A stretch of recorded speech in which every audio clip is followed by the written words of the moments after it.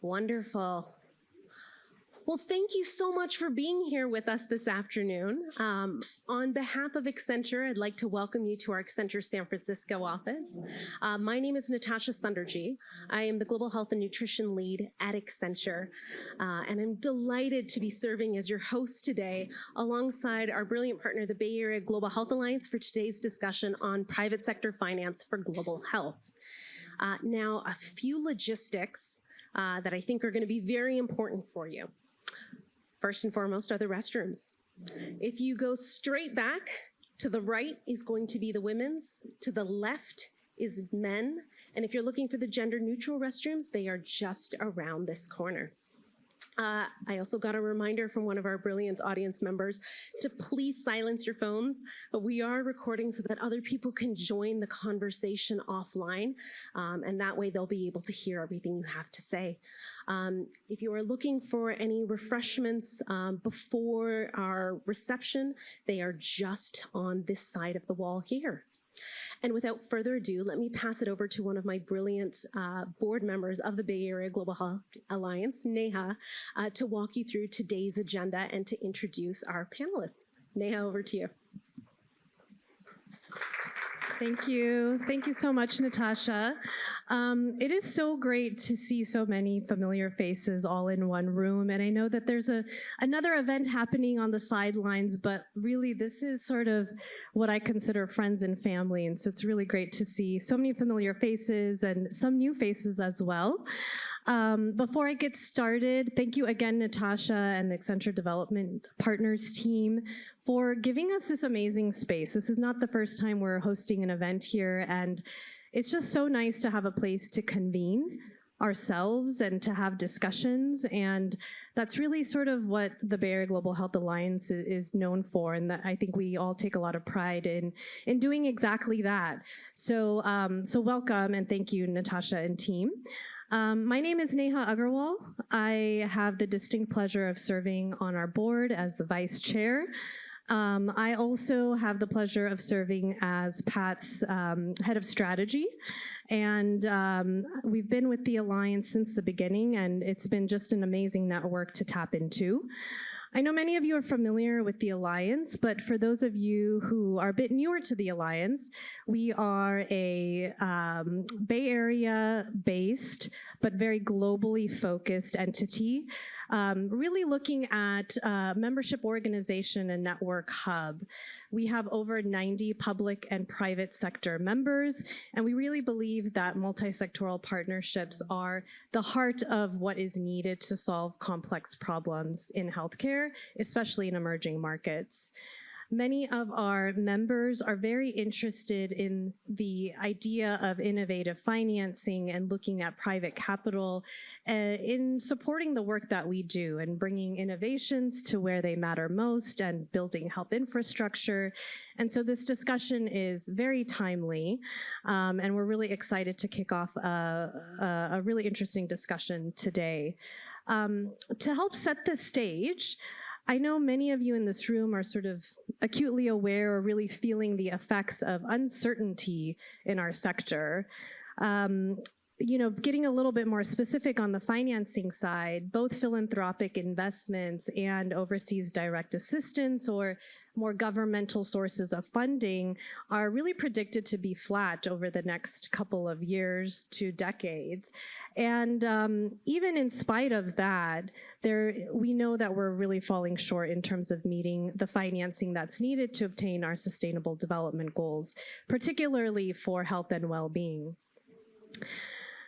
This reality really calls for novel approaches, and one of the most promising that we across our membership feel is a real deep look at private capital. And by private capital, I mean sort of the financing that could really augment ODA and philanthropy, so non-governmental sources such as private equity, looking at impact investing, other sources of private entities, and there's a lot more that's at stake with these types of sources of financing where, you know, oftentimes we talk about a double bottom line, we talk about ROI, and oftentimes in global health circles, we're not really addressing some of those issues and some of the risks that come with that.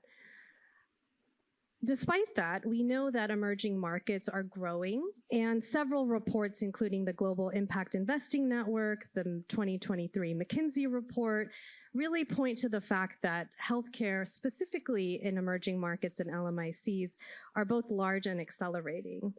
And yet, at the same time, private capital still remains largely inaccessible to these markets. I think the case of Africa is a really good one for us to sort of deep dive into. Currently, 20% of the population finds its home on the continent. The continent is contributing to 3% of global GDP, and yet less than 1% of private capital is being funneled into those markets. If we look at sort of why that's happening, everybody has a very different perspective on that. And if you ask investors, there are a lot of risks associated with those emerging markets. Some of those risks are real. Some of those risks are perceived. And unfortunately, there's not enough robust data systems to really parse out which ones are real and which ones are perceived. If you look at governments, they'll point to the crippling cost of capital. So in Africa, again, the cost of borrowing debt is 16%. That is roughly threefold what it costs in the US and Europe. So now that really makes it difficult for governments, public health institutions to invest in the infrastructure that is required.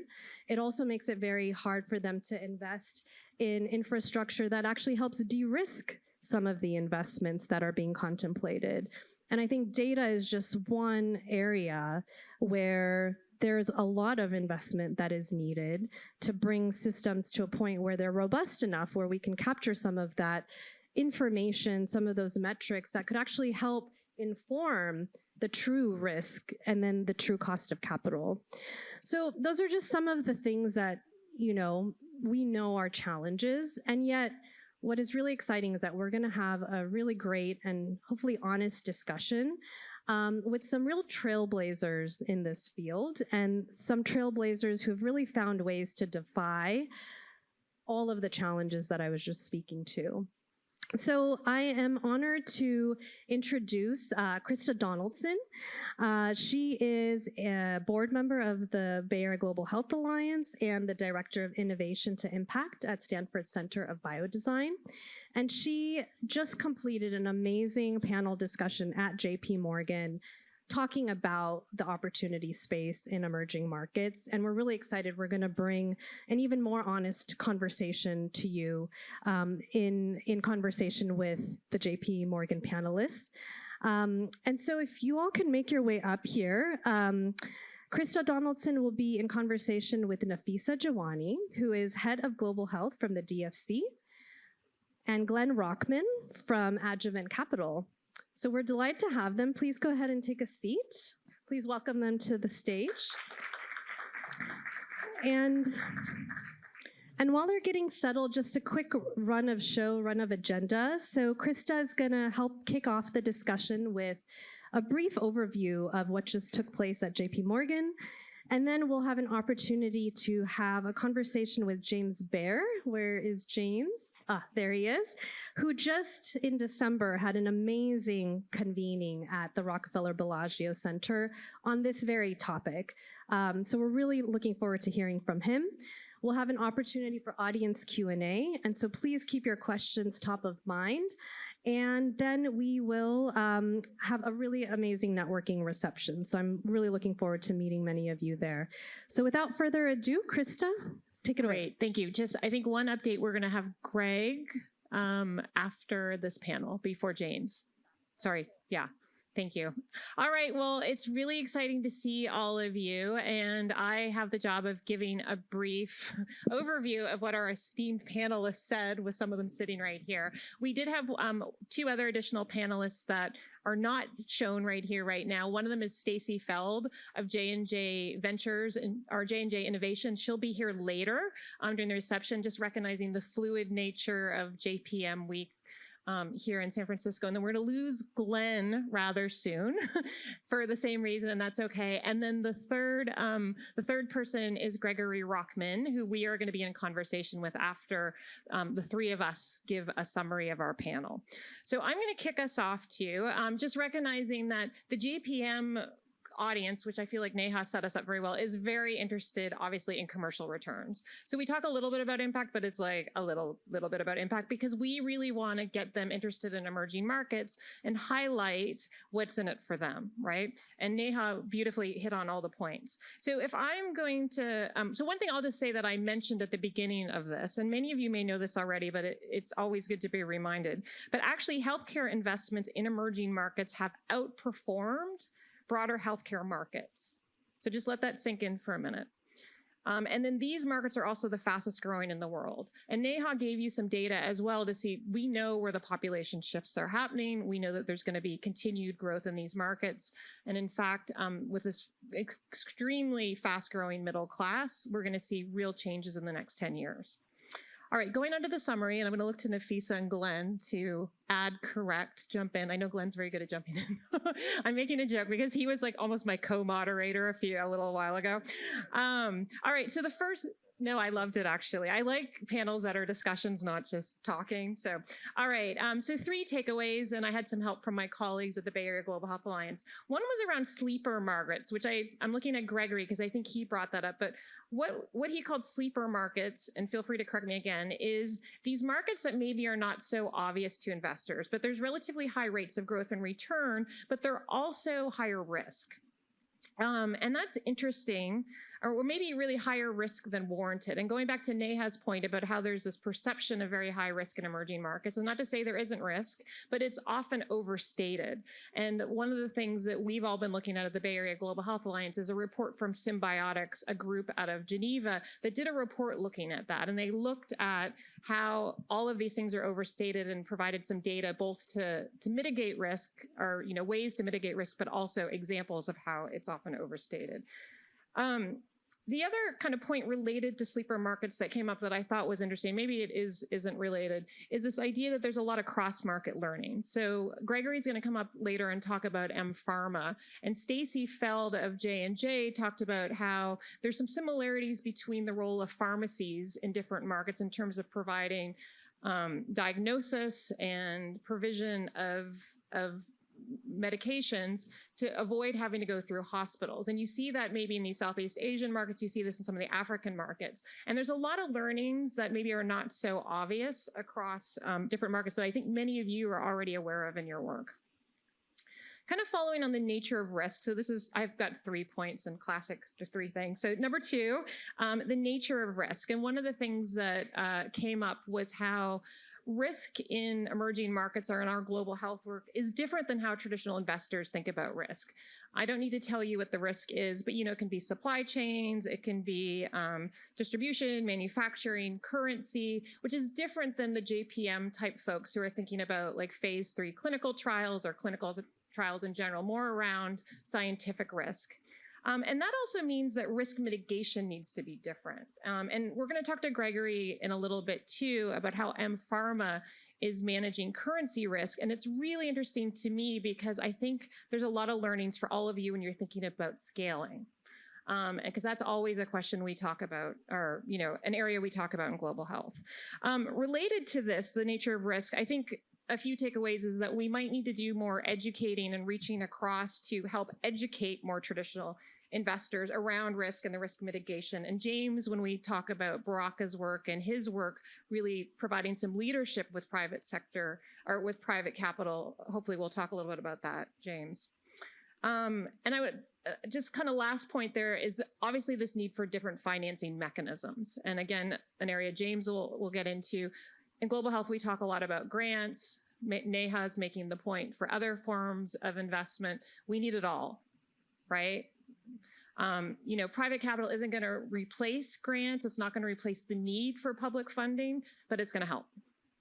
All right, and then the last of my 3 points is there's this need for ecosystems. And Nafisa, you talked about this because I feel like it came up a lot with the DFC.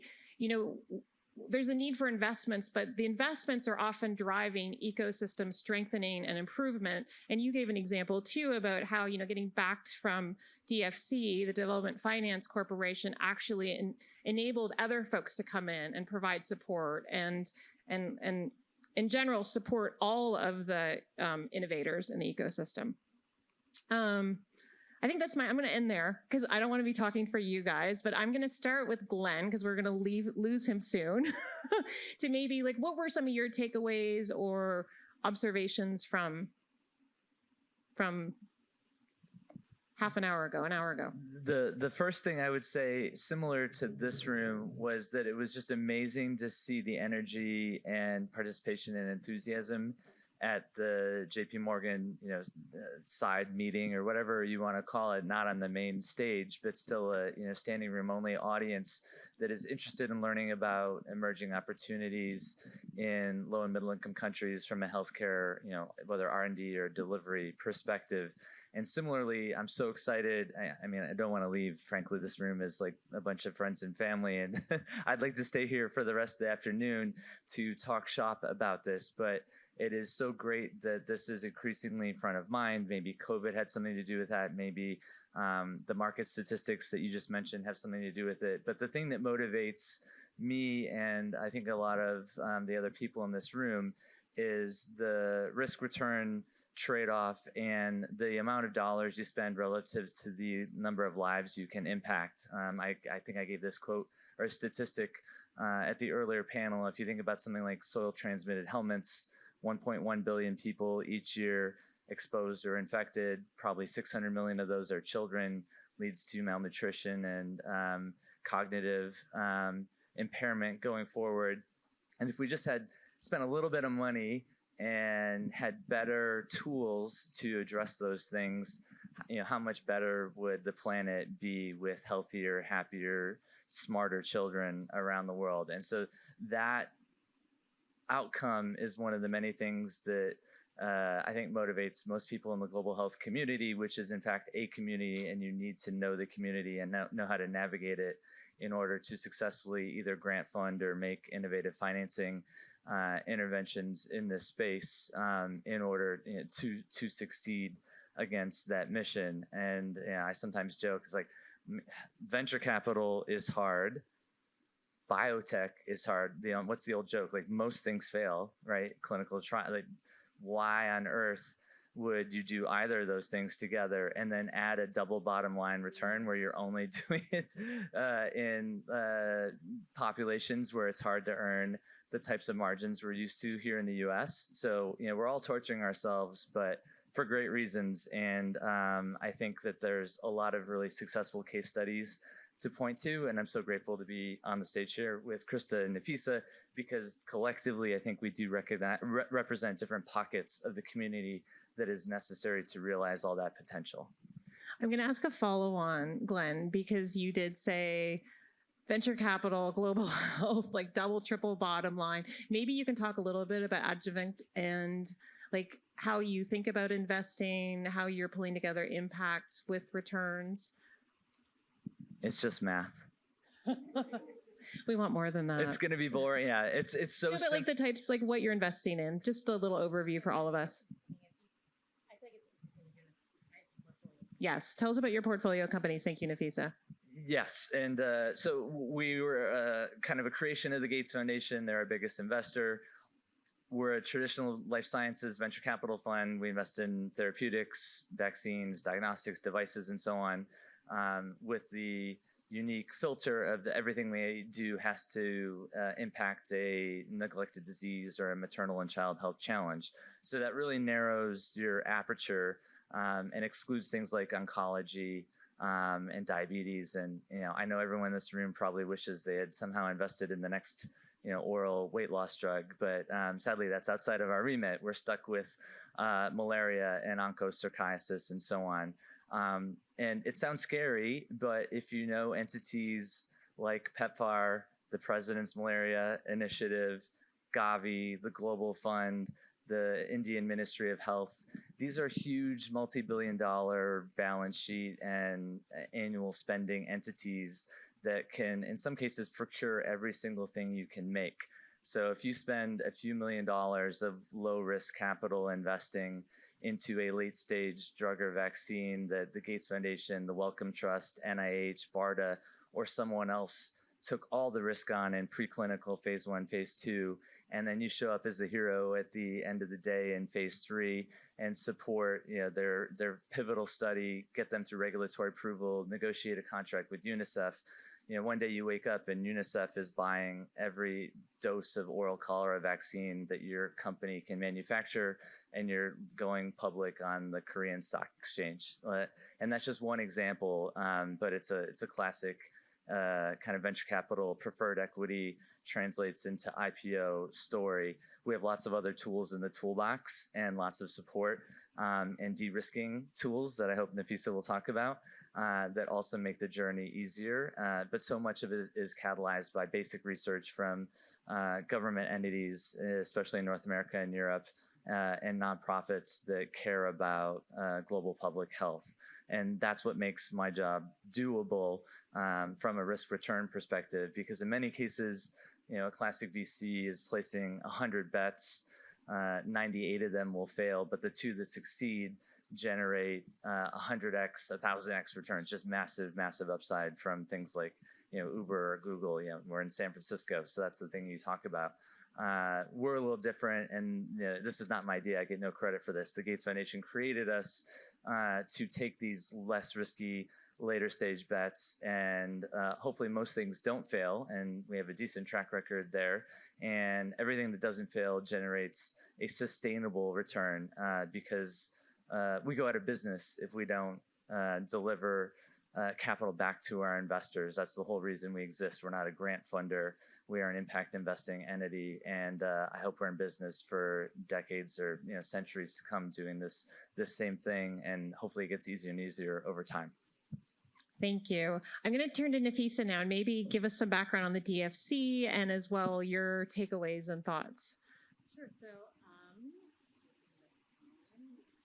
a lot of folks will come and say, what is the DFC? And it's a great question. We are the U.S. government's development bank. And 5 years ago, if you asked me what the DFC was, even working at the Centers for Disease Control Prevention, I had no idea that we had a development bank in the U.S. And we didn't focus on health 5 years ago. So the U.S. government started to focus on health 5 years ago, and we have a suite of tools to really encourage private investment in emerging markets.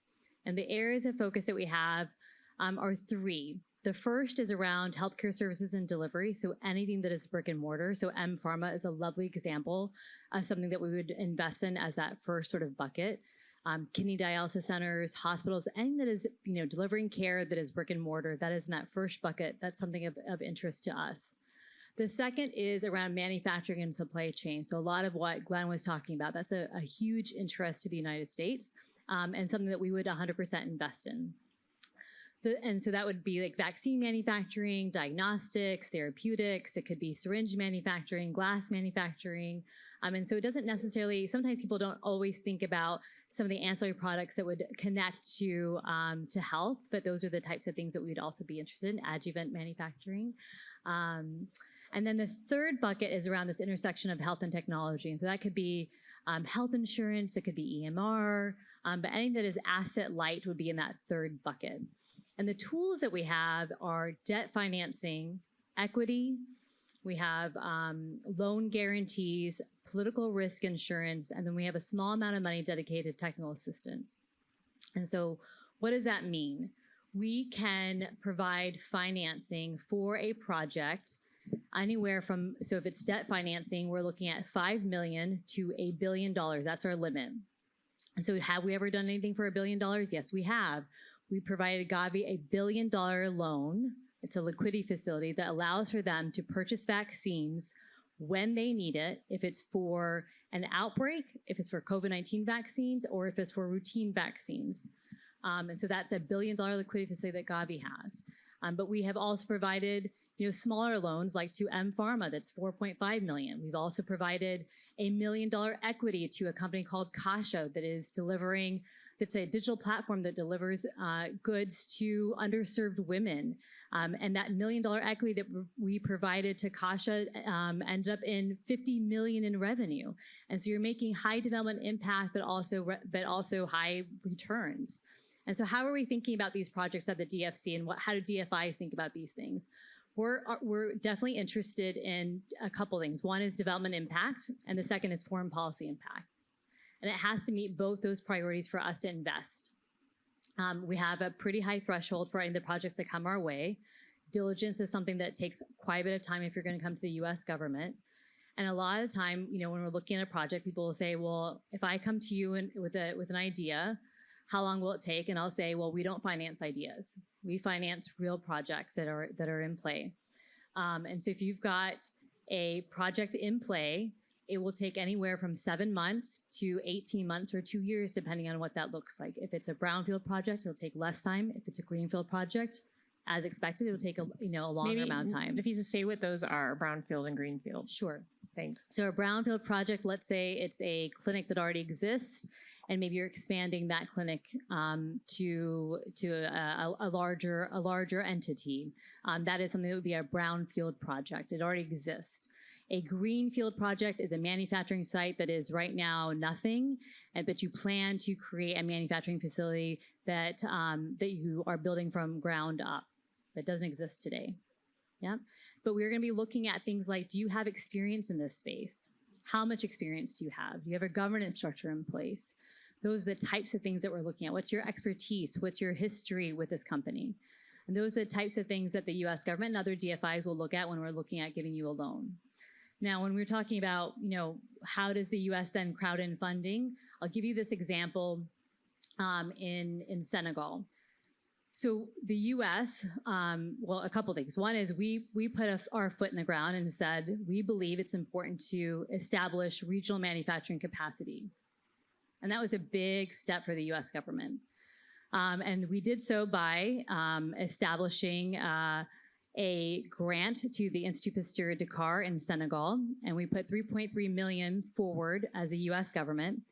And when the US government said we were going to put $3.3 million in, guess what? The Europeans said, well, we're going to put money in. And the IFC said, we're going to put money in. And the French said, we're going to put money in. The Germans said, we're going to put money in. And so now you have a whole bunch of money going into Senegal because it's important for us to have, capacity in West Africa to have manufacturing capacity. So we put that grant money in, and from there, BARDA, which is the Bio Advanced Research and Development Authority, supported workforce development for the Institut Pasteur in Dakar. The FDA supported workforce development. The NIH supported clinical research and development for IPD. USAID received $10 million from Congress to work on regulatory strengthening. Well, one of the countries they picked was Senegal because the US government put money there. And so that's how we when we're thinking about investments and we're saying we want to make sure we're bringing the power of the United States government, that's a perfect example of bringing the power of the United States government. We just signed our loan to the Institut Pasteur Dakar in December. It took a very long time because it was a greenfield project. It didn't exist before. But we're excited because now we've established manufacturing capacity that just wasn't there. So now they've got yellow fever manufacturing and a flexible manufacturing site in West Africa. We also have supported manufacturing capacity in South Africa, and we hope to continue to establish that capacity in other parts of the world as well. Awesome. Thank you. All right. We have about 5 minutes left with a wonderful grounding from our two panelists. And we have a question right away. Do we have someone who can help us with microphone? Sorry. Oh, thank you. Oh, yeah. Oh, thank you, Glenn. You do it all. Thank you. Anita, please introduce yourself. Thank you. I am Anita Gardine. I'm Chief Development Officer with Global Strategies, and I want to thank you all for creating this opportunity and our appreciation for being a Global Alliance member. My question for investors are, we've produced a clinical decision support tool. Think about it as an app, and it has dual market applications. So as we talk about life science investors, who and how do we, with a clinical decision support tool, approach to find creative uses for our product, which is in use over 175,000 times in Africa and scaling here in the US? So I think that's a question around how to get started. Is that right? Yeah, and I know James is going to talk about that, but let's turn to you both. Yeah. software. Okay. Yeah. I mean, we're investing. We're investing in health tech for sure, but I would say other DFIs are investing in health tech, and so it's something that happy to have a conversation. It's in that little sort of last bucket, but I would say Baraka would be another interesting group for you to talk to if it's early stage, because again, we're looking at ticket sizes that are 5 million and above. And I love that you said dual market. It's such a nerdy global health phrase. Does everybody know what that really dual helps. market means? Actually, Glenn, please define dual market. I just want to make sure we're all Dual on the market, same it means in our view at least, you have the low margin, high volume in most cases, global health application where you're serving patients that live on $1 a day or whatever the case may be. And then thanks to the American healthcare system and the incredible costs and drug prices here, you're earning enormous margins in places like North America and Europe. Yeah. Reasonable margins, yes. And I personally, I mean, we could have a whole separate panel about this, we could, but those margins, I think, do subsidize innovation. And that's why dual market investment strategies is something that we use a lot to help underserved populations around the world, but also earn a VC return. And okay, next question. And I think we might return to dual market a little bit with James, because I will say that definition was very specific and it does vary a little bit from investor to investor. But that would be something that DFC would be very interested in. Yeah. Great. Should I keep talking? Okay. Here. I lead a medical device company. So my question is, M&A continues to be overwhelmingly the vast majority of exits in the medtech space. How can we ensure impact is happening upon an acquisition? I think we've seen a lot of M&As with impact investors result in not a lot of the lip service actually occurring. I'd be curious to hear your thoughts on that. The first thing I would say personally is that I'm deeply empathetic to that question, because especially in medtech, it is really, you have infrastructure with the Global Fund, Gavi, UNICEF, and so on, where it's super easy to plug into a procurement system for drugs and vaccines. When you get into the devices space, especially when it's high impact and or low margin, it is just a lot of blocking and tackling in those markets that is required, and forcing a big med device company to focus on that when they could allocate 99% of their salespeople to North America and Europe, where they earn way bigger margins, is just a constant uphill battle. And the short answer, I think, to the question is that I don't have an answer. It's just hard. I will say there's a lot of interest in this exact question, because I think many of us, without naming any names, have watched a few mission drifts over the year because of that need. And what I would propose is maybe the Alliance can even help set up a group to have further discussions. And I know when I teach at Stanford Biodesign, that's something we also talk about. So thank you for raising that. And maybe that's something the Alliance can continue to facilitate conversation. All right, last question with this group. Yes. Support impact investors. And so I'm curious, Krista, you mentioned managing risk and the unique risks in global health impact investment. I'm curious how you think about supporting portfolio companies or supporting on assets that are invested in through those risks. Like, what are the key risks that you've seen be absolutely critical for support, and what is the right support there? Do you guys want to take that first? I'll start with a very simplistic answer, which the first and most important risk is just getting through clinical development, getting SRA approval, stringent regulatory approval. It doesn't matter what market it is. Of course, a lot of things go through EMA and FDA. Once you have that, get to WHO and get pre-qualified so that you're eligible for United Nations-backed entities funding to be procured and delivered globally. And depending on the type of innovation that you're working on, then it goes back to the blocking and tackling, where it's easier in some indications like drugs and therapy or drugs and vaccines, and it's harder in things like devices. I mean, I don't think that's very different. I mean, those are the same things that we're going to be looking at if it's going to be anything in the manufacturing space. Yeah, and I don't want to speak for Stacy Feld of J&J, but I'm kind of gonna, because she's not here and she was on our panel. She did talk about investing in ecosystem and how J&J, when they do their investments, they do direct investments, and then they also support groups like Vilgrow Africa in Kenya, if you're familiar with them, they support innovators in a kind of accelerator, incubator type space, recognizing that obviously strengthening the ecosystem is going to be good for all innovators. And I don't know if that helps, but at least like her perspective, I appreciated too that J&J was thinking more than just, the individual companies they were investing in.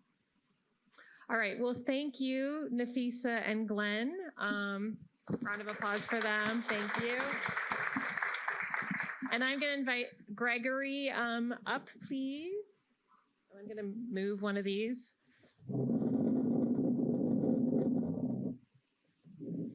Hi again. So Gregory was on our panel as well, and I didn't want to leave him off. In fact, we're having more of an in-depth conversation with him about mPharma and the impressive work that they've been doing. So Gregory, just to kick us off, can you please provide a little bit of background on mPharma, the problem you sought out, how you're solving and how you identified it? Yeah.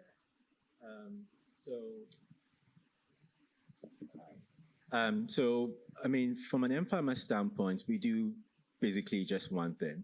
We invest and transform community pharmacies into doctor offices. And the reason why we focus on community pharmacies is that our thesis is built around the fact that community pharmacies remain the most underutilized healthcare facilities on the continent. When you look at how people access basic primary healthcare in Africa, the majority of people get their primary care through self-medication at their local pharmacy. When they wake up not feeling well, they don't go straight to the hospital. And why don't they go to the hospital? Well, because if they go to the hospital, they have to pay for the doctor's time, who will then give them a prescription that they have to go purchase. But if they walk into their local pharmacy, they get qualified advice from a pharmacist who doesn't charge them for that advice, who also then recommends medications that they can take.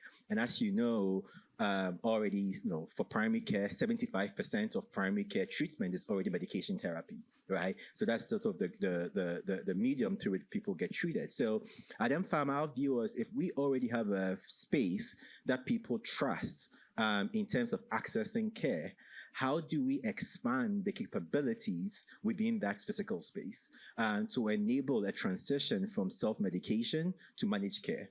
And I think during COVID, we saw the importance of community pharmacies, where the majority of people got their COVID vaccine from their local pharmacy, right? And I think from that phenomena, we realized that we have an opportunity to rapidly build a pharmacy-first primary care delivery model that would be a more compelling way to scale access to primary care without the more cost-heavy approach of building hospitals, which are more expensive to run, which eventually means that the cost to deliver care is also expensive for the patients. Great background. Thank you. And Gregory, for those of you who watch PBS NewsHour, was recently featured on is U.S. foreign aid for healthcare being used effectively? And it was last week. So I encourage you to Google that later and see him there. And that leads me to, related to money, a question is if you can tell us a little bit about your funding and financing journey from the beginning, and we want to hear the challenges and everything as much as you're willing to share with your model. Yeah. I would say probably one of the best things that happened to us, which is sort of a blessing in disguise, is that we had to begin our work with commercial capital. I think there is a challenge in the global health space where you begin your journey with grant capital and you never get off that train. And you can create a false appearance of sustainability without actually being sustainable, because you are basically building a solution who the people that are actually paying you for the service are not the actual recipients of the service. If, for example, you are getting funded by the Gates Foundation or any other foundation, they have their own methodology that they would judge you on. And I say it's a blessing for us because right from the day one, we've had to have a very commercial mindset around how we achieve our impact objective while building a business that can underwrite itself in the long term. And so we got started raising, actually our first money well, family, Yeah, and friends. tell us when you started. Yeah. Give some context. Yeah, we began, I mean, it's been a decade building mPharma. So, our first capital was friends and family. I remember when my co-founders, I had to go to Boston because even with friends and family, they were like, you have to come and pitch, and they had like a dinner, family members, friends of the family, and we had to pitch, like seriously pitch, prepare financial model. And I was like 22 then. I was like, what is a financial model? I mean, and we had to do that because we're not gonna get, even though it's like family, we're not gonna just give you money just like that. You have to pitch and convince us that giving you money is a better investment than putting the money in public equities. And I think that was a very good learning curve for us. And from there, I moved. I mean, I was born in Ghana, but I moved to the US for my education. Moved back to Ghana right out of college with my co-founding team, and we began building. And I mean, it was hard, right? I mean, at that time, VC investing in Africa wasn't as robust as you have it today. And still relatively relatively small. hard. Yeah. It's still relatively hard, but much better than in 2013. I mean, to be clear, sorry, I'm saying low, you're saying high, but I mean, compared to VC flows in the rest of the world, Yeah. And so we ended up moving back to Ghana, began building our solution, and we were very fortunate that our first also real capital was a revenue from a client, Pfizer, that was interested in working with us to leverage our data architecture to help build their market intelligence team, insights for their business. It's a different value than what you're delivering to your customers. Exactly, right? So we were basically build like an IQVIA type service for them. And that is sort of when we got Pfizer as a client. I remember it was a $500,000 2-year contract. As a 23-year-old, that was like the most money I'd seen in my life at that point. And I was like, wow, someone will give us all this money for this software that we are building. And I think that was validation enough, because then on the back of that, we could raise venture capital here. We did an accelerator program in the Bay Area, and on the back of doing that, we met some US-based investors. Let me push you on that, if that's okay too. You said on the back of that, and is it Pfizer as a corporate partner? Is it the value of the deal? Was it everything? Yeah, it was Pfizer as a corporate client. I mean, it's a blue chip, having a blue chip customer on our books. Just early days. And how did you find them originally? Pfizer? Yeah. So, funny enough, again, I talk about them. I mean, mPharma is the only thing I've done in my life for the last 10 years. So if you're my friend, you're probably bored hearing me talk about mPharma, because every single time you see me, the only thing I'll talk about is mPharma. And so at that point, we were doing a program with Microsoft. And I think I just bored the Microsoft executives talking about mPharma all the time. And so they have this annual client conference that they put together for their customers, and Pfizer obviously is one of them. So I think at the dinner, one of the Microsoft executives was like, oh, there's this startup called mPharma doing something interesting on like prescription data. Would you be interested in like talking to them? And the Pfizer team was like, yeah, that sounds interesting.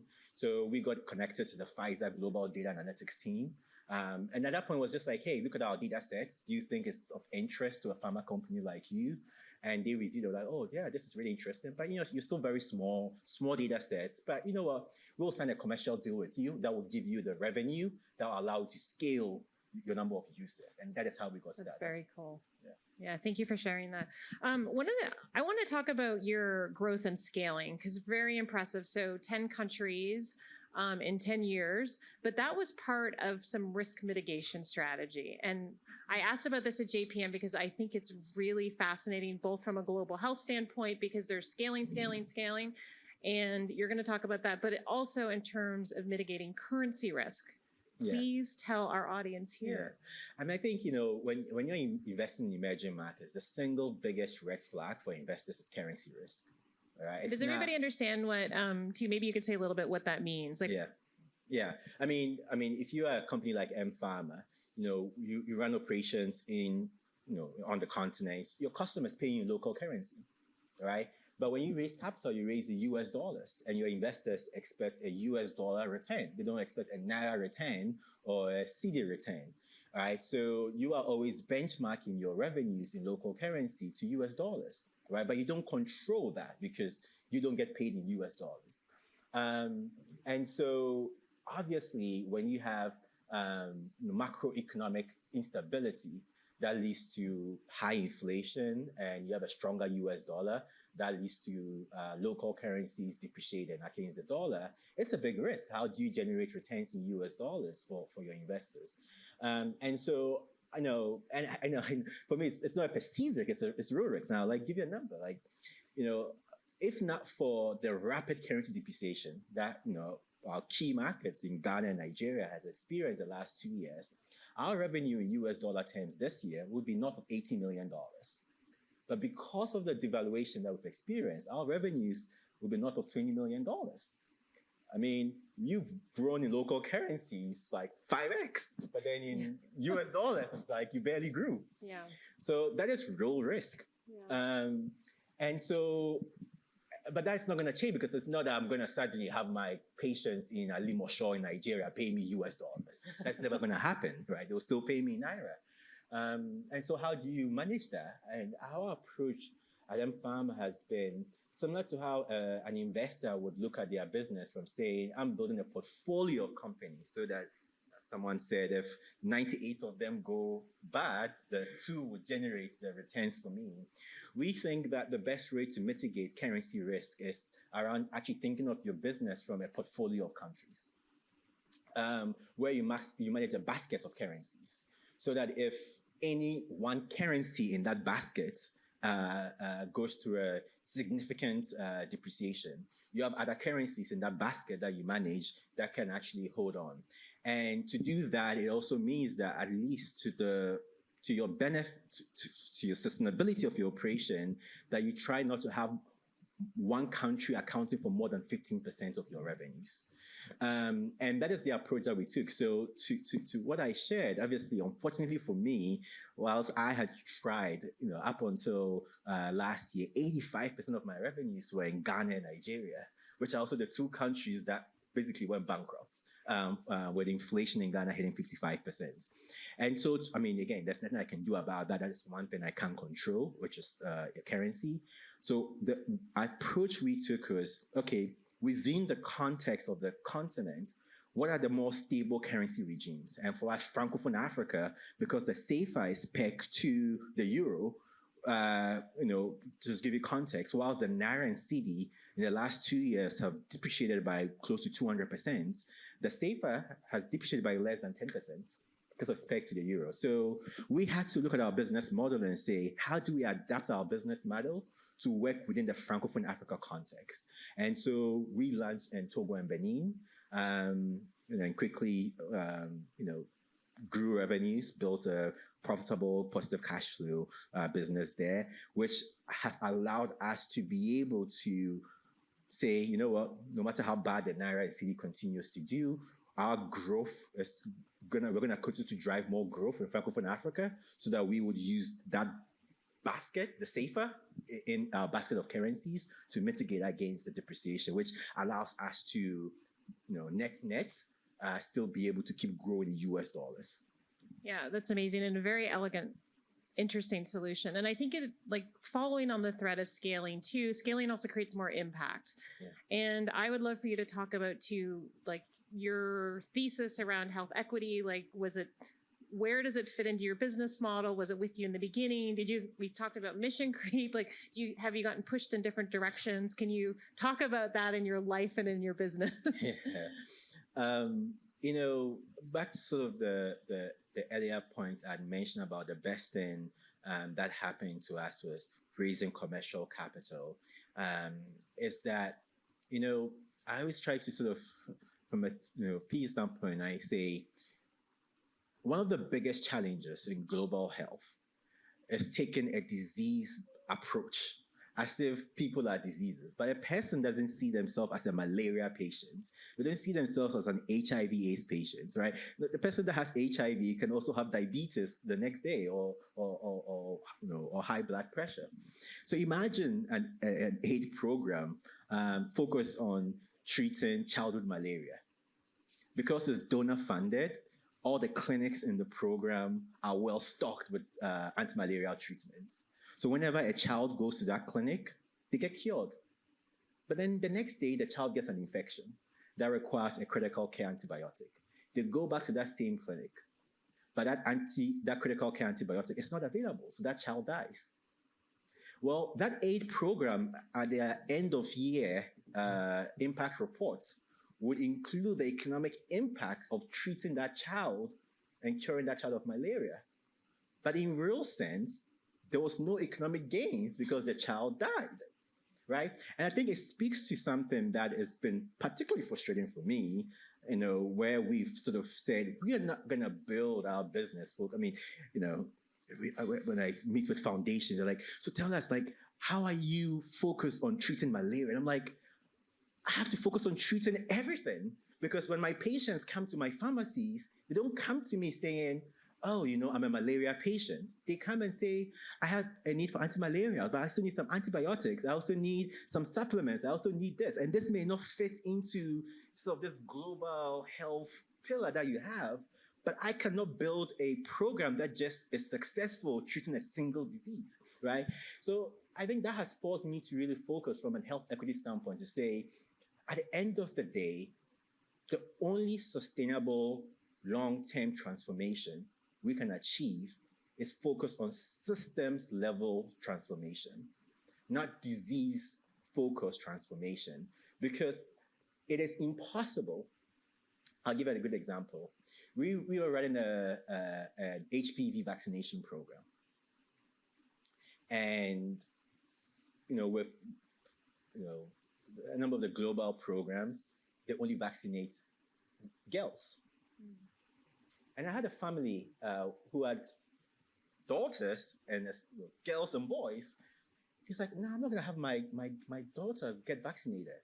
Why is it that you just want to vaccinate my daughter, but you're saying my son can't get the HPV vaccine? Like, if it's good for my daughter, why is it not good for my son, right?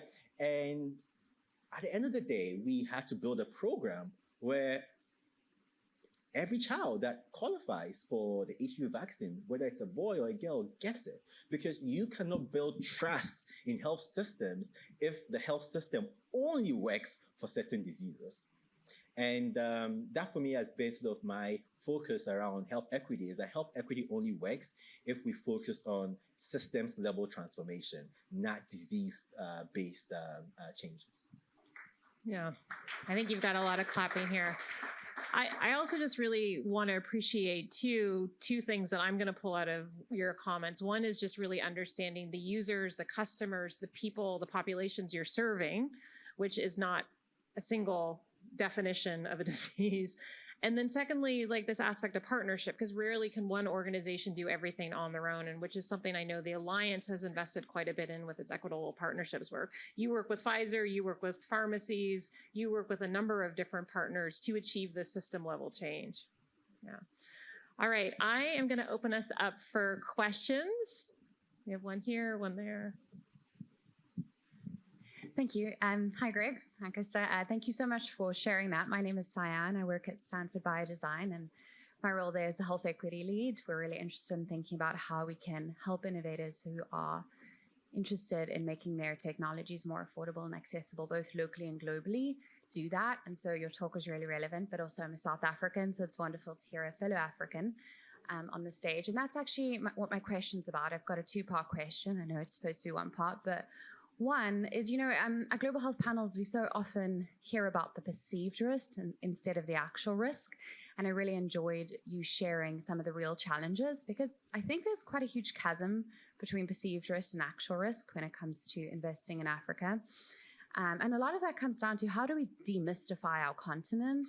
Our continent, as you said, with growth trends and demographics, is going to be the fastest growing in terms of population over the next 70 years. And yet we still speak about it as a homogenous continent, right? When we speak about it from here, we still use outdated colonial terms like sub-Saharan Africa, which are not geographically relevant or correct. And we don't differentiate. So what would you say we need to do to actually demystify our continent to help investors who are interested in this space understand real risk instead of perceived risk and do the partnership work you've done? And secondly, this is just a an add-on question, is I've become really interested in, when we look at the funding in Africa, we saw last year our female founders in Africa received 4 times less than the year before. So they only got 48 million, male founders got 2.2 billion.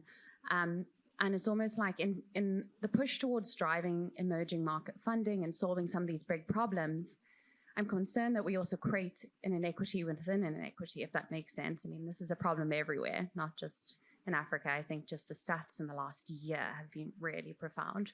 So I would love your thoughts on those 2 things. I believe in numbers. And I think that the way we get investors more comfortable and sort of demystify that risk is just to create more success stories, right? I have set as my North goal, my North Star, to be able to build mPharma into hopefully a publicly traded company one day, right? Because I believe if we can achieve that and you can generate real returns for investors, then people tend to talk less about the perceived aspect of risk because they've actually achieved real returns. And I think the best way to do that is not to do more conferences talking about the perceived and actual, it's just create great companies that generate real returns for investors. And I think if we do that, we would be halfway through that problem. I'll just add on, but then I want you to return to the issue of inequities within inequities. The Symbiotics report, which I mentioned, the investment group out of Geneva, one of the things they brought up around overcoming perceived risk versus real risk is like data-driven decision support. And they looked at a number of economic factors that just showed really that sometimes perception is driven by emotion and perception, which we know the perception of emerging markets in the media is not the reality, particularly in the Western press. So just relying back to what Gregory said on data. Do you want to return to the inequity within inequity? Yeah, Not that we expect you to solve everything. Yeah, I honestly, I'm not an investor myself, so we won't hold you accountable. Yeah, it's real. I mean, it's a real challenge. And we have the data to talk about it, so we know it's an issue to address it, right? I mean, we have to start with data. Yeah, and I actually don't know what the solution to the problem is. Yeah. Thank you for raising it, though. All right, next question. Oh, thank you, Neha, because we have a lot of questions. Hey, Greg. Good to see you. I know that mPharma has evolved their business model and tried new things in maybe non-traditional ways, particularly when you look at the U.S. healthcare system. One of the things that you've done is started including groceries and basic food supplies, especially as food insecurity becomes more of a problem in your biggest markets. Can you talk a little bit about some of the things that you have learned through that trial and error process? I mean, I know that is one example. I know you have several others. Yeah, do you want to introduce yourself before we? Hi, Anu Privateer, CEO of Ananya Health. Thank you. Yeah, I always tell people, at the end of the day, you just have to do what it requires to survive. And that's just what I do. I just wake up and I ask myself, what do my customers want? How do I get it to them? How do I price it sustainably to ensure that I don't lose their business? And so for the example that you mentioned around groceries, I mean, in Nigeria, when inflation hit 30+%, there was one time I was in one of our pharmacies, and there was a woman who had come to refill her medication. And I heard her yell at my pharmacist. So obviously, I walked over to understand why she was yelling at the pharmacist. And she was like, you know what? She came to refill her medicine 2 months ago and the price has doubled.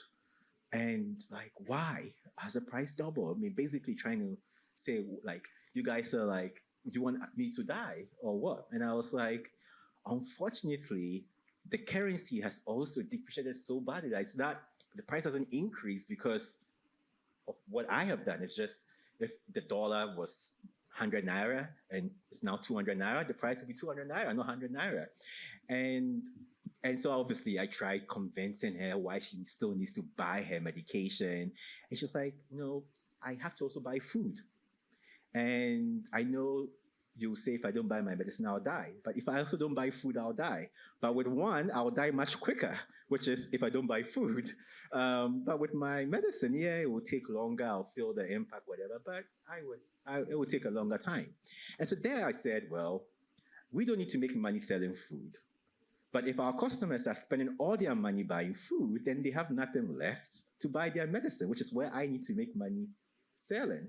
So we said, why don't we integrate daily essential groceries into our inventory where we sell food at cost?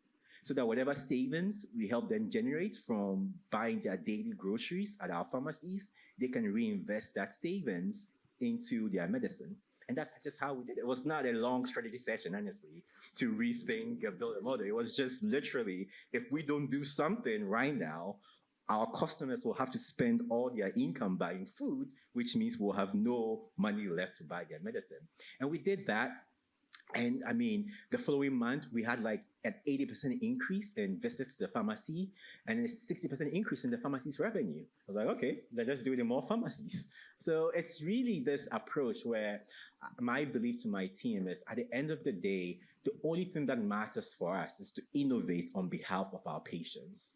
It is our patients that tell us what they want. And if we have the capability to provide them with what they want, we will do that. No, yeah. So yeah, what Anu said, just so everybody can hear it, she loves that it wasn't like a big data-driven project that, to sell groceries. So thank you for that comment. All right, next question. Yes, 2. Hi, Greg. Thank you so much for this And talk. introduce yourself, please. Oh, hi, I'm 2. I'm with Gilead. I really enjoyed you challenging assumptions and sharing these anecdotes that are like, duh. One assumption I'd love for you to challenge or discuss more, and this question also goes to Nafisa. I think in global health, a lot of people think scale or impact means this really direct relationship with the public sector. You know, if something's going to be good for low-income patients, it's going to have to go through public sector. How do you balance out with being a commercial entity? And as you said, the best blessing was having commercial financing first. How do you balance running your business the way you're going to do it, but also navigating being a partner to the public sector and the government so that you're reaching, the equity space and the impact space? And sort of slightly rephrased is, Nafisa, as you talked about the DFC portfolio, you're trying to invest in what sounds like private sector companies, but are making an impact piece. And again, I feel like in global health, the assumption is, oh, well, that has to be with public sector, and public sector isn't motivated necessarily by commercial returns and certain margins. So would just love to hear you speak about that, Greg, and maybe you, Nafisa, later on. Sure, we'll call on you for a quick comment after. Well, you just mentioned another thing that's one of my biggest pet peeves. Is when I get on a meeting with a foundation, they're like, so what's the government strategy? How are you linked to the government? I was like, who cares? Like, when someone wakes up feeling sick, the question is not, what is the closest government facility I can go to get care? They're like, what is the closest healthcare facility, period, that can give me the care I need at the price point and I can afford? And if it's the public sector, great. If it's not the private sector, fine. And so, I've always said, I want us to be a competitor to the public system because the public system needs competition, but also complementary to it in the sense that we can absorb some of the capacity that the public sector cannot do so. And one of the things I'm very proud about when I look at our care delivery model is that in many ways we are running a much low-cost healthcare delivery model than the public sector. And there's the numbers to back it. It costs us, on average, $350 a month to operate a doctor office from a community pharmacy. And that's a fully loaded cost, including the cost of the nurse, the fractional cost of a doctor, the point of care testing that we integrate in the facility to be able to do medical examination.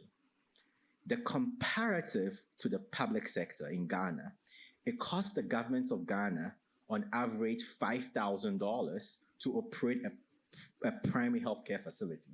So for less than 10% of what it costs the government is monthly operating cost, we are able to do that and actually provide more services to the community than what a government primary healthcare center provides, right? And it's because when I wake up every day, I have to look at my P&L. And I have to ask myself, how do I make this P&L work for the customer that I'm serving? Which is not, I don't think, the type of questions most public sector programs wake up answering, because they're like, yeah, I'll get more grant money. The whole focus is on the activities I'm generating, less on how I'm making these activities sustainable in the long term. And so my view has always been, we have to create new models that are both competition to the public sector, because with real competition, it forces. Because there was this one time, there was this minister, and one of my... I was going to ask what the governments think of mPharma, so maybe a quick follow-up with that, and then we'll go to Nafisa. Yeah, we had a minister, and I think one of my board members was having a conversation, and the minister was like, that mPharma people, they just put too much pressure on us. Because people are like, if mPharma is delivering these services in our community, why is the government primary healthcare center not doing the same thing? And they have no excuse, right? Because, you have all the taxpayer money. Why are you not doing that? I think that is a type of competition the public sector needs if they are going to remain accountable to the people that they serve. And if someone embraced that competition, or have they made life difficult? I mean, take for example, in Zambia, when the government of Zambia launched its national health insurance scheme, the government realized that because of the new influx of customers that the health hospital network, because the biggest barrier right now is people have to pay. Now, if people don't have to pay for care, you're going to have more people seeking care. So the government approached us and said, can we integrate your pharmacies into our provider network? And we said yes. And now we are actually delivering government-paid care through our pharmacies in Zambia. In Nigeria, it's the same. The Lagos State government approached us and said they are launching a state health insurance scheme. The public primary healthcare provider network doesn't necessarily really work. About 80% of them are not functional. They need more doctor offices to be able to serve the enrollees. And the government said, can we give you a population of 50,000 patients that you can manage across your provider network? And we said, yes. So we are now actually beginning to see this direct integration between our privately funded provider network that we've been building being very relevant to government-sponsored care. That's great. And talk about a lot of cross-market learnings. Nafisa, do you want to? I'm going to say maybe a couple of things. One, mPharma is a lovely example, I think, of the types of projects where it complements what the public sector is trying to do, and I think the private sector is innovating, pushing better health outcomes. And I think the public sector, at least in talking to the ministers of health, and I agree, it's the same type of conversation, it's actually welcome because they can't sustain just the numbers. And so it's an opportunity to say, look, the private sector is coming in to complement what maybe you can't do. And so I think there's that opportunity. But that's the opportunity with an entity like an mPharma or an Africa Health Network, where the incentives are aligned. There are definitely other private sector entities where the incentives are not aligned. And so those are the other, that's the other side of it. So I just want to be fair to I love the mPharmas, and that's why we've invested in the mPharma, because you've got the development impact and you've got the foreign policy impact, and while you say I don't care what the government says, clearly you do, and you're doing a great job of it. And that's you're partnering with them really well. And that's why the government wants to work with you, right? And that's the type of thing that you want to see, and that's what we look for too. Because you have to have that. And we saw that during the pandemic too. There's just no world in which you can't have the private sector play a role, because you need that. And that's why we're investing in that space too. And so I would just argue, at least in the conversations that we're having with the ministers of health, they see that there's a role for the private sector, because they know that from an innovation standpoint, they can just move way faster, and they see the opportunity because the private sector can then negotiate things that they just really can't. And so there's a beautiful opportunity for that, for there to be some complementary services for sure. Yeah, and to bring in the public sector, it sounds like 100%. All right, that's unfortunately all we have time for. I'm so sorry. Just to know that, Gregory, you'll be here after, so please come and find him. Please come find Nafisa. We do have to move on, but a huge thank you to Gregory for challenging a lot of our thinking. All right, we have James Bair now. Welcome. And actually, if anyone wants to stand and stretch, feel free to. Yes, feel free to stand and stretch while we're getting settled up here.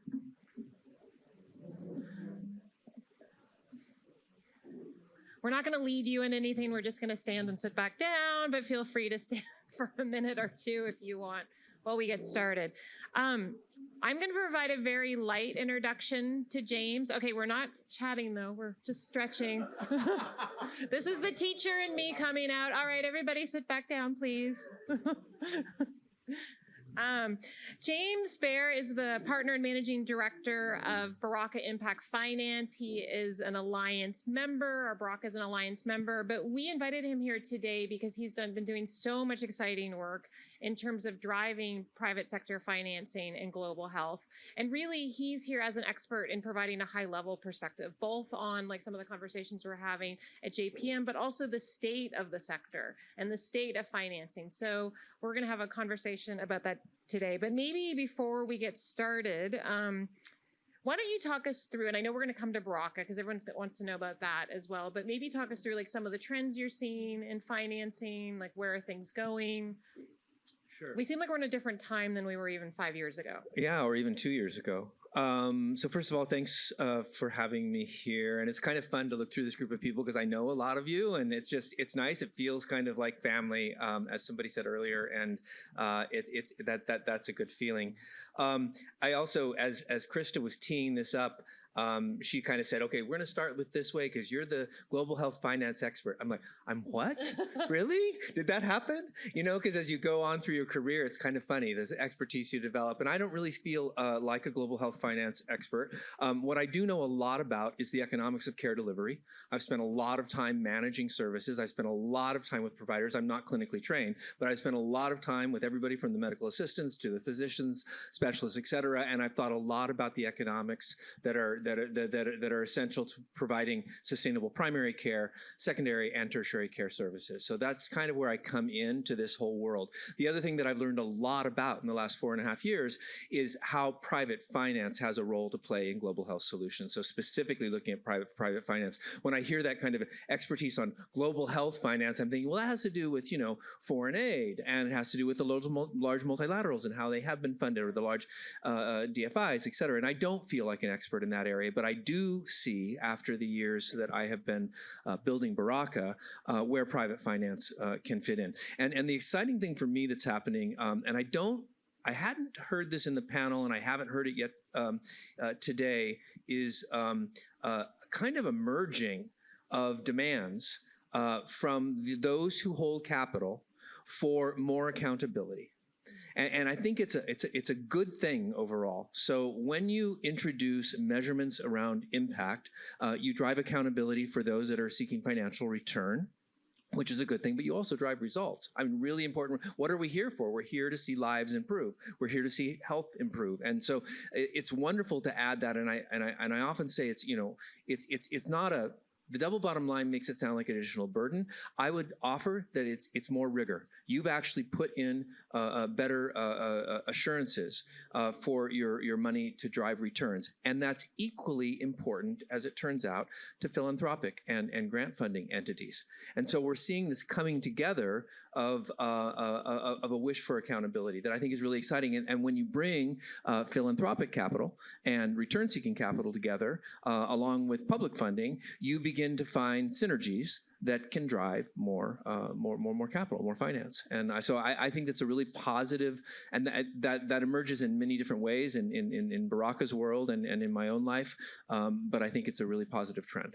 That's great. And Neha did some level setting at the beginning, and I'd love for you to kind of talk through what you're seeing, and maybe if you could advance the slides to you, Abby. Yeah. So I think for a lot of this crowd, this may be something you've seen before in one shape or form or another. This is from the Rockefeller Philanthropy Advisors, but it talks about traditional investing that's entirely return seeking, all the way to the other side of the spectrum, which is philanthropic funding, which is not looking for any returns at all. And the impact investing, which is where Baraka works, and where I would argue not just the formally designated impact investors, but many others are now looking, is somewhere in these two orange circles here, and blending, as this diagram shows, into traditional and feel philanthropy. free, since they're all orange, to maybe stand up and point at the two. Oh, sorry. circles. Yeah, so specifically, this area here, where you're looking at making equity investments with social responsibility integrated into your investment thesis, and then here where you're going to look for compromised returns or concessional returns with impact first, and then all the way to a more traditional philanthropic where you're not looking for returns at all. Thank you. Yeah, so that's that, and then I think the next slide, maybe if you could advance it. So the Global Impact Investment Network, just a quick show of hands, how many of you know the organization? Great. Okay, I just wanted to make sure we're not, speaking something completely new. So they really have become the global standard bearer for what's going on in the impact investing world. They're a data repository that's really mapping, trends across sectors. This is their most recent data. It came out in the fall of 24, showing their estimate that 1.57 trillion is now invested in impact-focused investments. It's a big figure. And then AUM, is assets under management. Krista was adamant that I put the definition down there. I don't want to assume anybody knows what that means. Sorry. And then we'll, if you could just click ahead, we can see here what the health sector. So this is their estimate. It's a relatively small N. They've only got roughly 300 investors that have chimed in. We work closely, as I'm sure others in the room do, with the GIN, and we would love to support them getting bigger surveys. But this is what they've got right now. But just within that small survey size, they've got 289 billion AUM across sectors and 35 of it in the health sector. These are good numbers. They've gone up substantially. So I think in 2022 or 2023, this number was only 4%. So only 4% of all impact investing was in health, and now it's up to 12%. So it's nice to see that increase. I'm not sure if this is the moment or not, but it actually might be the moment, just to sort of say, as a health guy, health struggles to be seen within the impact investing world. So it's climate first, it's financial inclusion, and then alternative energy, often with climate, and then agriculture and health sort of compete for that next spot. And I want that figure to be a lot bigger. I think it's crazy that it's not bigger, and I think I'm preaching to the converted here. We have better societies, we have better economic productivity, the rest of it. But making that case for why health should be an emphasis in the context of innovative financing remains a challenge. I'm also smiling as you say that, James, because even within health, I think many of us know there's also a pecking order. There's like vaccines and digital health and pharma and diagnosis. And as someone who works on med devices, we're usually at the bottom. Yeah. So, to James's point, this is really good information to have more broadly. Yeah. Do you have one more? I don't know if I have one more. I'm not sure. Let's go. Yes, I have one more. So this is the problem, which I think we're all understanding, but it's really, we could come at these data points in a variety of different ways. The main point is the traditional forms of health sector funding, particularly in LMICs, has plateaued. Nobody thinks it's going to increase, either on the philanthropic side or on the direct foreign assistance side, nor have a majority of LMIC governments risen to the WHO's GDP, percentage of GDP standard, and probably are not going to. I mean, we all know the story, right? The debt's going to continue to draw particularly African nations back from being able to meet those standards. So don't look there anymore. Stop. Let that be, find ways of integrating, and start tapping into the private finance. I mean, that's our general message. It's a big task, but that's the goal. Yeah, and I think, just following on like with the panel, what were some of the things you heard that resonated with you, or like, for folks who've traditionally been reliant on grants? Like, I know we've talked about blended finance, like what can you tell like a broader audience in the room too? Yeah, I mean, I was making a bunch of comments. It's so great, again, talking with colleagues and listening to colleagues, all of you who are working in the field so closely, and you say a lot of smart stuff. Gregory, in particular, really smart. I don't know where you went, Gregory, but everyone says smart stuff. Yeah, super smart stuff. Few things. There are impact investors out there, and there's some really interesting organizations doing some really great and innovative things. Johnson & Johnson is one. They've been big supporters of ours. There's some Johnson & Johnson in the room. There we go. There's Stacy. She was on our panel. Both. Yeah. Come talk to her. Yay. It's fascinating to me, right? Because, it's big pharma. So I'm just going to put myself out on a limb here. A lot of us have some, real hesitations about what big pharma is doing and their role overall in the ecosystem. We could criticize some who are in the room. I know some of them are in the room. But what I also know is that we're working actively right now with J&J, with Roche, with Merck, with Philips on the medical device side, and a number of others. And their foundation entities and their innovators within those organizations are doing some amazing, groundbreaking work in thinking about new models for funding. And we really have partners with those divisions, with those individuals, to think about creative ways of coming at the new financing opportunities. What that translates to in a real life basis. So briefly, my company works with innovators that are raising between 1 and 20 million. They generally have 2 to 10 years of operating experience. So I'm focused on that portion of the market. I'm looking less at seed innovators. And these companies that I just mentioned and their programs are also generally looking at ticket sizes about like that. So as these companies go about their innovative finance, they're coming up with kind of new ideas and new standards all the time. And for the innovators in the room, hold on tight, because it's not always clear what the goal is. And I don't think that's going to change anytime soon. So that means that for those innovators in the room, and I know there's quite a few of you, I think you really have to buckle up and prepare to build your data cases for the impact that you're having, continue to retool those data cases and to customize them to the needs of your individual investors. And I frankly, I don't always like that reality. I really feel the pain of the companies that I work with, and we ourselves at Baraka have to constantly prove our impact. Figuring out how to do that effectively and meet the diverse needs of different investors is a current market challenge for those that are pursuing this type of capital.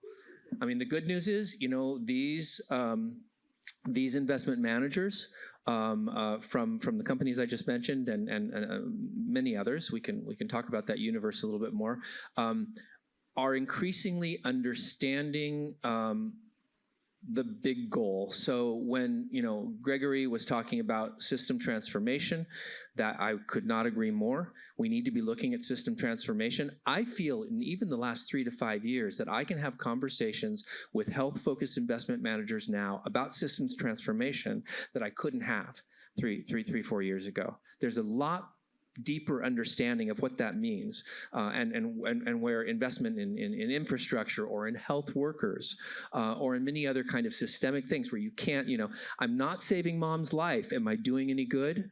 That used to be a conversation we had a lot. No, you're not directly saving mom's life, but getting that supply chain working is affecting lives overall. And so I don't feel we're having to work as hard to make those systems types of arguments anymore. That's one thing. That's great. And James, I want to make sure we don't get ahead of ourselves too. You talked a little bit about the companies that Baraka deals with. Maybe we could step back now and talk about Baraka, and you could frame the different parts of the business and then maybe talk a little bit more about the companies. Sure. I'll make this brief, and I'd be happy, for those of you who don't know the company, I'm happy to talk to you about it more. after the talk. But we have a pipeline right now of about 300 companies across Africa, Latin America, and Asia. In Asia, we're dominantly in India and a little bit in Southeast Asia. And those companies are, as I just said, 2 to 10 years of operating history, and they're actively raising between 1 and 20 million. Many of them have the same story that Gregory just told. They've got grant funding, and they've been quite successful. They've been able to scale and talk about their scale, and they've often got data to prove their efficacy, but they're challenged to move from that grant-based funding model to revenue-based and then into finding equity investments. It is hands down the most rewarding part of the work is working with innovators who have gotten that far. I mean, I can be inspired by someone who has a really great idea and just wants to get it going now, and they're at the seed level. But it's really inspirational to meet people like Gregory and many others in the room, by the way, who have been taking their knocks and continuing to evolve their model, and continue to evolve their technology, and continue to keep their eye on the prize of what they want to do. And most of the innovators we work with are in that category. And then we have an impact-focused investor network, so that's extremely diverse. I'm not going to tell the origin story right now, but there's a reason that when Baraka was first operationalizing 4.5 years ago, we have a very large network.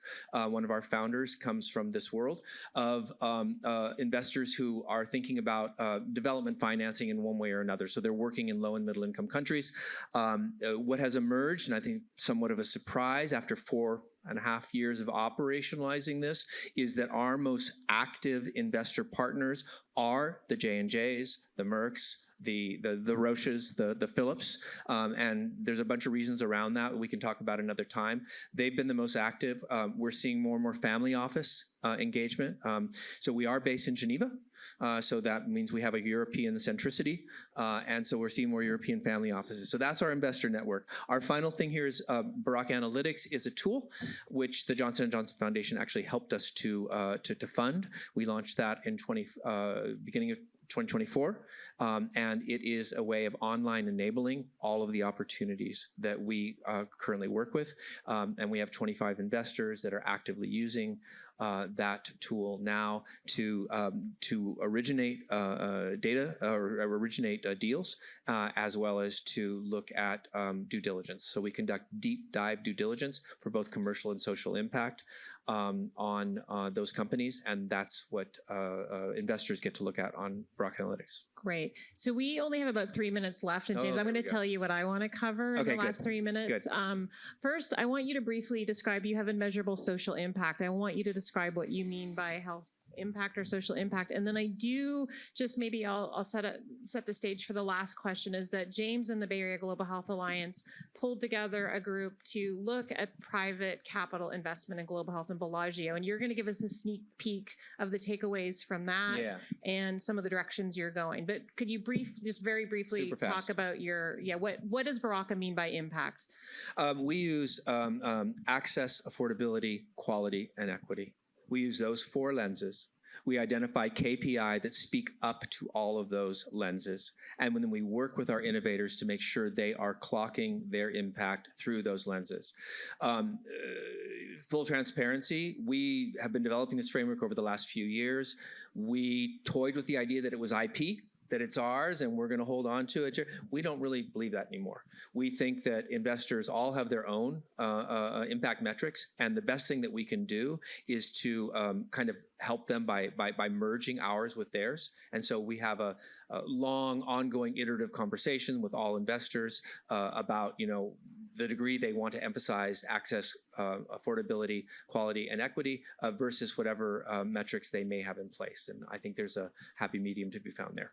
Great. Okay, sneak peek time. Yeah. So this was amazing, and I really we at Baraka owe a huge thanks to the Bay Area Global Health Alliance. They tapped us on the shoulder in June. Lisa Foster called me and she says, hey, there's an application for this grant with the Rockefeller Foundation. You guys are perfect for it. Put it in. I was like, they've only got 3 days. I can't do this. But I did it. Well, who's been there before, right? I mean, I think you have a room of empathy. Yeah. So we did get it done, and in September they said, said, okay, you're in a the finalist pool, and then in October they said, okay, you've been waitlisted, and then a week later they called back and said, oh, the waitlist just opened, and you can do this in December. So we put this together rather quickly, but the objective was to bring together multi-stakeholders, a diversity of those that are thinking about private finance in the global health space to problem solve around the largest barriers and risks and opportunities. So we had the World Bank, 2 different divisions of the World Bank. We had a number of multilateral organizations from Geneva and elsewhere. We had many of the private sector investors that I just mentioned to you. It was 22 in total. Krista Donaldson was with us. And the DFC was there in the form of Monisha Ashok, who works very closely with Nafisa. And it was a very powerful week. This was from December 9th to the 13th, I think it was. So I'll just show you very broadly, next slide, the high-level takeaways. So these are really the strategic. There's a little bit of lingo in all of this, but I'll just to broadly tell you what we figured we needed to do, and that is to develop better financial products and tools that will bring a capital stack together that can bring philanthropic and other concessional capital. Stack is A capital stack is a way of diversifying the interests of capital holders in a given fund or tool. Right, so that you have those that are willing to take the risk, often philanthropic capital is willing to take the risk, and those that are looking for full market rate return or something close to it. So we've got several tools that we've identified that we think we need to try to test with investors. That's one thing that came out. We want to champion intersectional approaches. So that includes the idea of different stakeholders coming together with a shared interest in health improvements. We want to address risk perceptions and identify opportunities. So there's been a lot of conversation. Krista mentioned Symbiotics and the new report that they put out recently about risk perception. So we dived deep on what that is and what is really holding investors back. We believe it's long-term systemic change. We believe that you need to cultivate the next leadership generation and to assert the primacy of health equity, and talked a lot about that. So all of this was over 5 days of retreat time. We're now in the process of moving these ideals and takeaways forward with some very specific goals, and I don't know that I'll take the time to deliver all of that right now, but no, but let's find James later. And just to say, this is the beginning of conversations around private capital and global health. If this is something you're interested or you want to learn more, find James, find a board member of the Alliance. Nafisa is always a wealth of information too. This is really something that we invite the community in and to be part of. So with that, thank you, James. Thank you, Krista. Yeah, thanks everybody. For the last fire lightning round, stay up here, please, James. Okay. Yeah, and I'm going to invite Nafisa and Greg up. And then Stacy, you are optional if you want to come up. Great, you have a microphone. Come on up. So just to remind everyone, Stacy Feld with J&J Innovation, she was on our panel today at JPM. The question I need to find it after all this. Or we'll make one up. But what is one takeaway you want to leave with our audience? Yes, you can sit or stand, whatever you want. I'm going to stand because I've been sitting all day. But one takeaway to leave with an audience mixed with global health, innovators, NGOs, industry, and private finance. Maybe Stacy, I'll start with you, put you on the spot, but you had a great answer before. Well, I'll share my answer from before, but I think actually the way you just framed it is all of those stakeholders are necessary to achieve the mission that we're all trying to achieve, which is move the space forward and make an impact for people all around the globe. But the space that J&J Impact Ventures is really focused on, in addition to new care delivery models and leveraging technology-enabled solutions, is healthcare workers. So around the globe, there is a significant scarcity of healthcare workers, which leads to gaps in care, inequalities in care. And so we are focused on empowering healthcare workers for today, for tomorrow, with solutions that will give them better training, better skills, better connectivity, and thereby delivering better care. Thanks, Stacy. Nafisa? I would just say that we're still very interested in increasing access, affordability, and quality. And so whether that's, we talked, yes, of course, a lot about vaccines. That continues to be something that's really important, but I still think it's really important to deliver care. And so whether that's through solutions like mPharma or otherwise, like those are things that we're really interested in. Med devices are really important to me. I learned a lot about 510K approval. Yay, everyone should know about 510K. I love 510K. When someone tells me they have 510K approval, I'm very excited about it. If they have a EUA, I'm like, well, let's talk about 510K.